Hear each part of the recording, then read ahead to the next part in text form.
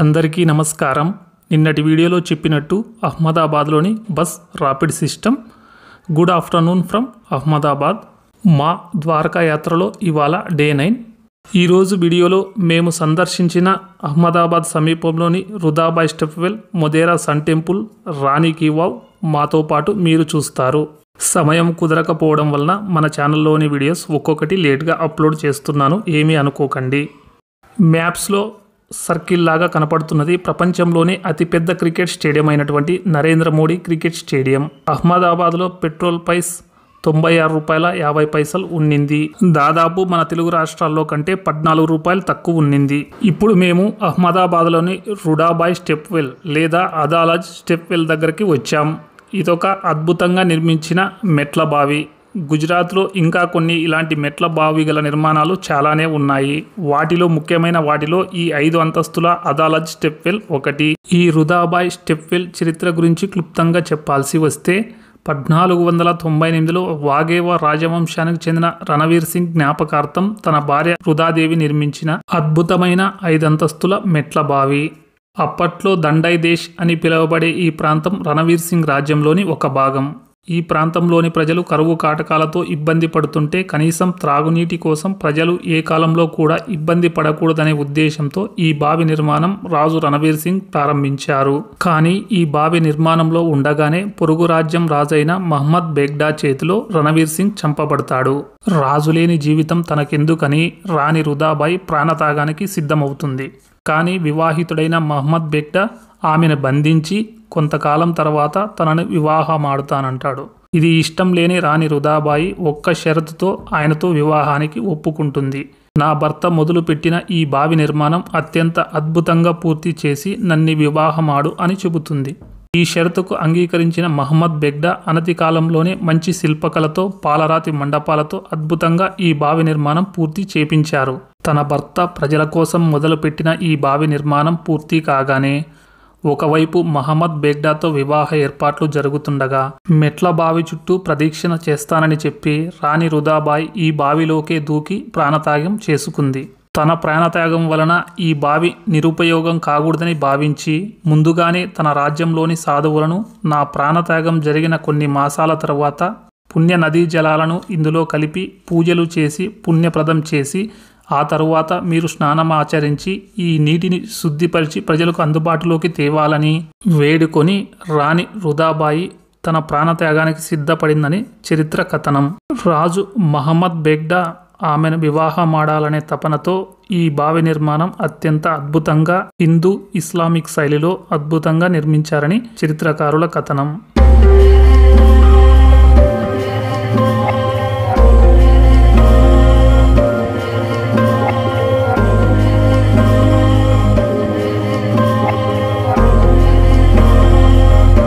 ఇప్పుడు సమయం మధ్యాహ్నం 12:30. అదాలజ్ స్టెప్వెల్ సందర్శన పూర్తి చేసుకున్న తర్వాత గుజరాత్ రాష్ట్ర రాజధాని అయిన గాంధీనగర్లోని అక్షర్ధామ్ టెంపుల్ చూడాలని వెళ్తున్నాం. ఈ అక్షర్ధామ్ టెంపుల్ నిర్మాణం 1979లో మొదలయ్యి 1988లో పూర్తయింది. నిర్మాణాంతర పనుల తర్వాత 1992లో ప్రారంభించారు. ఈ అక్షర్ధామ్ టెంపుల్ నిర్మాణం చాలా అద్భుతంగా ఉంటుంది. ఆలయంలోకి మొబైల్స్, కెమెరాస్ అనుమతి లేదు. ఇదేనండి గాంధీనగర్లోని అక్షర్ధామ్ టెంపుల్. ఈ ఆలయ నిర్మాణం చాలా అద్భుతంగా ఉంటుంది. అలాగే ఈ ఆలయ ఆవరణంలో తక్కువ ధరలోనే ఫుడ్ కోర్ట్ అందుబాటులో ఉంటుంది. మేము గాంధీనగర్ అక్షర్ధామ్ టెంపుల్ సందర్శన పూర్తి చేసుకున్న తర్వాత అహ్మదాబాద్ నుండి 95 కిలోమీటర్ల దూరంలో ఉండే మొతేరా సూర్య దేవాలయానికి వచ్చాము. ఇది భారతదేశంలో అతి తక్కువగా ఉన్న సూర్య దేవాలయాలలో ఒకటి. ఈ ఆలయం చాలా ప్రత్యేకమైనది. ఈ ఆలయం మన భారతదేశంలో గల 42 వరల్డ్ హెరిటేజ్ సైట్లో ఒకటి, అంటే ప్రపంచ వారసత్వ సంపదగా గుర్తించబడింది. ఈ ఆలయ నిర్మాణం ఖగోళ శాస్త్ర ప్రపంచాన్ని సైతం ఆశ్చర్యపరిచింది.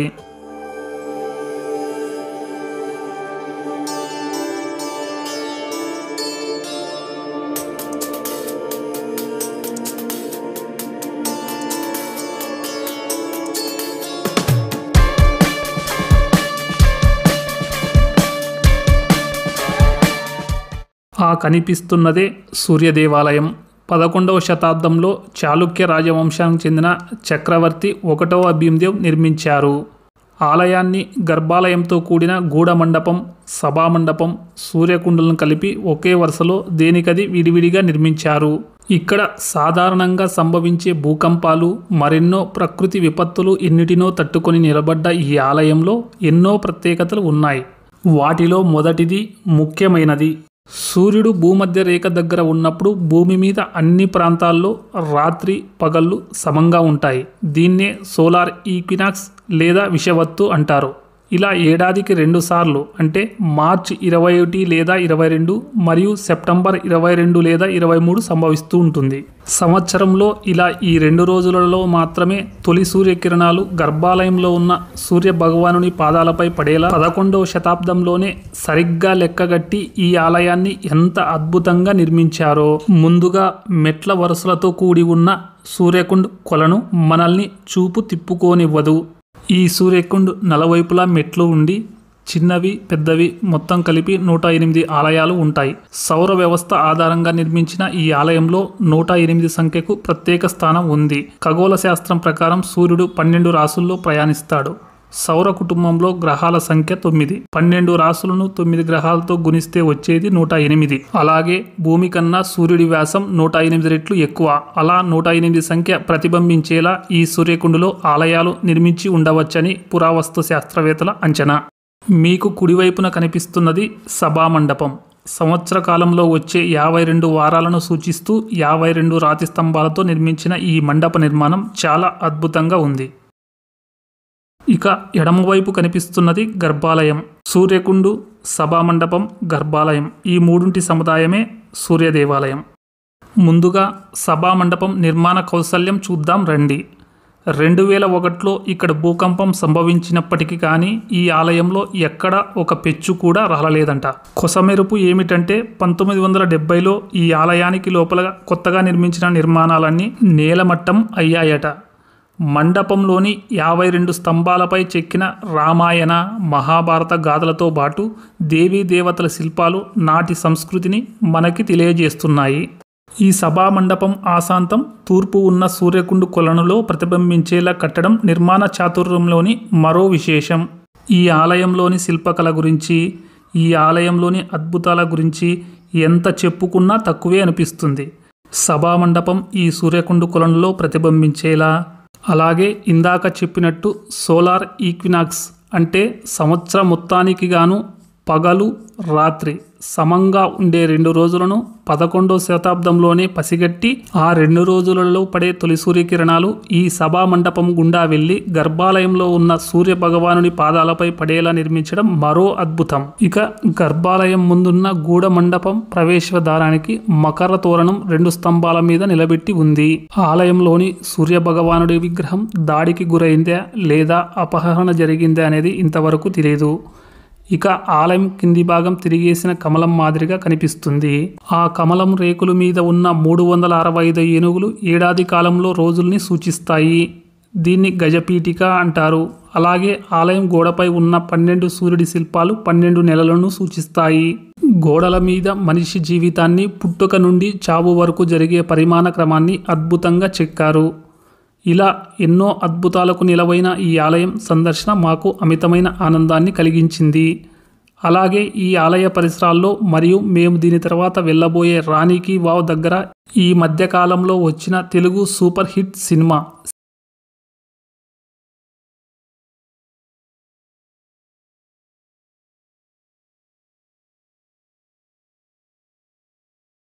అద్భుతమైన లొకేషన్లలో చిత్రీకరించారు.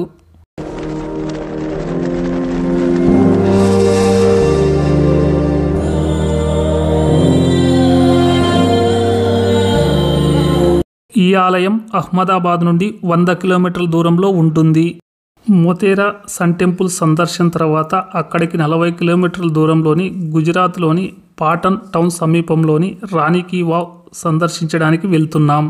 మీలో ఎవరైనా ద్వారకా యాత్ర ప్లాన్ చేసుకుంటే వీలుంటే మోతేరా సన్ టెంపుల్, మేము ఇప్పుడు వెళ్తున్న రాణి కీ వావ్ తప్పకుండా సందర్శించండి. మేము రాణి కీ వావ్ సమీపంలోకి వచ్చాం. ఇది కూడా వరల్డ్ హెరిటేజ్ సైట్. 22 జూన్ 2014న ఈ రాణి కీ వావ్ ప్రపంచ వారసత్వ సంపదగా గుర్తించబడింది. ఇది పార్కింగ్ ఏరియా. మేము ఇక్కడికి వచ్చేపాటికి సాయంత్రం 5 గంటలు అయ్యింది. ఇది టికెట్ కౌంటర్, ఒక్కరికి 40 రూపాయలు. ఈ రాణి కీ వావ్ గుజరాత్ రాష్ట్రంలో పఠాన్ టౌన్ సమీపంలో ఉంటుంది. అహ్మదాబాద్ నుండి 130 కిలోమీటర్ల దూరంలో ఉంటుంది. దీని సందర్శన వేళలు ప్రతిరోజు ఉదయం 8:30 గంటల నుండి రాత్రి 7 గంటల వరకు. దీన్ని 11వ శతాబ్దంలో 1022 నుండి 1063 మధ్య రాణి ఉదయమతి సోలంకి రాజు అయిన తన భర్త భీమ్దేవ్కి గుర్తుగా నిర్మించారు. దీన్ని సరస్వతి నది ఒడ్డున 11 ఎకరాల విశాల మైదానంలో మధ్యలో నిర్మించారు. దాదాపు 1000 సంవత్సరాల కట్టడం అంటున్నారు. రాణి కీ వావ్ అని ఏదేదో గొప్పగా చెబుతున్నావు. అందున వరల్డ్ హెరిటేజ్ సైట్ అంటివి, అంటే ప్రపంచ వారసత్వ సంపద కలిగిన కట్టడం అంటివి. ఏది అంతా మైదానంలా ఉందే, ఎక్కడా కనపడదే అని చూస్తున్నారా? ఇదిగో ఇదేనండి ది గ్రేటెస్ట్ రాణి కీ వావ్. ఎక్కడైనా భూమిపై కట్టడాలు ఉంటాయి, కానీ గుజరాత్లో భూమిలో నిర్మించిన కట్టడాలు చాలానే ఉన్నాయి. వాటన్నిటిలోకి ప్రత్యేకమైనది ఈ రాణి కీ వావ్. వావ్ అంటే గుజరాత్ భాషలో బావి అని అర్థం. ఉదయమతి నిర్మించిన బావి కాబట్టి రాణి కీ వావ్ అని దీనికి పేరు. ఇది 7 అంతస్తులుగా ఆకట్టుకునే శిల్పకళతో ఎంతో అద్భుతంగా మారు గుర్జార శైలిలో నిర్మించిన భూగర్భ నీటి బావి. అప్పట్లో ఈ ప్రాంతంలో తరచూ వచ్చే కరువును ఎదుర్కొనడానికి ఇక్కడ త్రాగునీరు అన్ని కాలాలలోనూ ప్రజలకు అందుబాటులో ఉండేలాగా నిర్మించిన అద్భుత కళాఖండం రాణి కీ వావ్. నిర్మాణంలోని ఈ ప్రాంతాన్ని చూడండి. మీరు ఎక్కడో తరచూ చూసినట్టు ఉందా? ఎక్కడ చూశారా అని ఆలోచిస్తున్నారా? మీరు చూస్తున్న ఈ ప్రాంతాన్ని కొత్త 100 రూపాయల నోటుపై మన భారతదేశ ప్రభుత్వం ముద్రించింది. ఈ అద్భుత కట్టడ ఖ్యాతిని మరింత పెంచింది. మీరొకసారి మన 100 రూపాయల నోటుపై ఈ కట్టడం గురించి చెక్ చేయండి.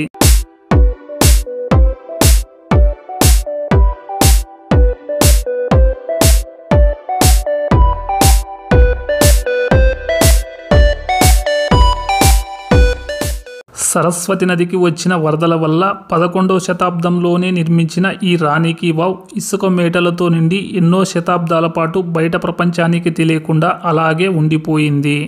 కానీ ఆర్కియాలజీ సర్వే ఆఫ్ ఇండియా 1981 నుండి 1987 మధ్య జరిపిన తవ్వకాల్లో ఈ అద్భుత చారిత్రాత్మక కట్టడం బయటపడింది.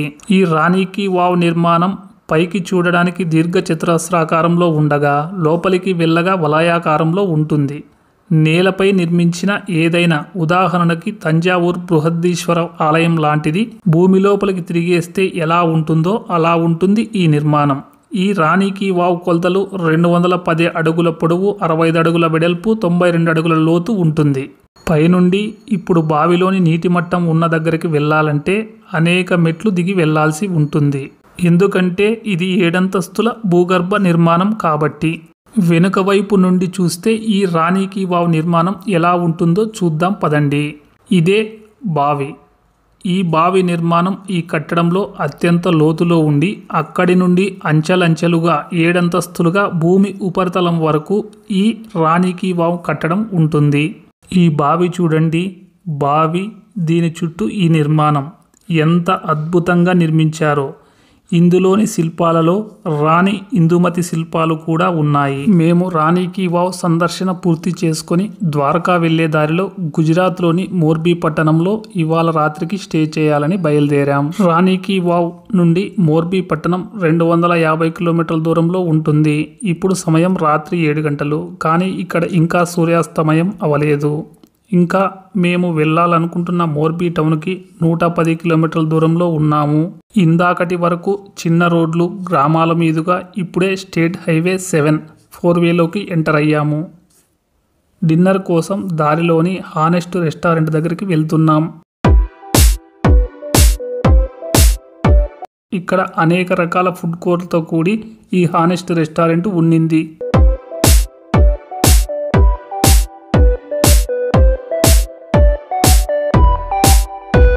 మేము అక్కడి నుండి మోర్బీ టౌన్లోని హోటల్ ది ఫెర్న్ రెసిడెన్సీకి చేరుకున్నాం. ఇక్కడికి మేము ఇంటి నుండి బయలుదేరి దాదాపు 3000 కిలోమీటర్లు వచ్చాము. ఇప్పుడు సమయం రాత్రి 11:30 అవుతోంది. ఈ హోటల్ చాలా బాగుంది, కానీ కాస్త ఖరీదు ఎక్కువ. ఈ రూమ్ వన్ డేకి మాకి 5,000 రూపాయలకి వచ్చింది, విత్ కాంప్లిమెంటరీ బ్రేక్ఫాస్ట్తో కలుపుకొని. రూమ్ అయితే చాలా బాగుంది.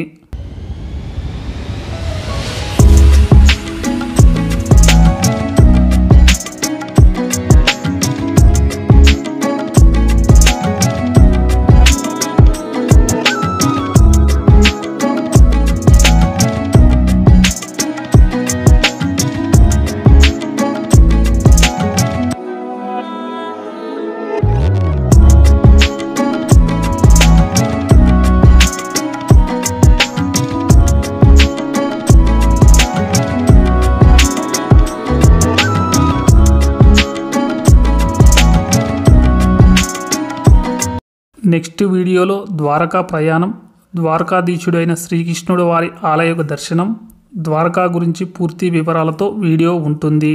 ఈ వీడియో ఆఖరి వరకు చూసిన వారందరికీ ధన్యవాదాలు.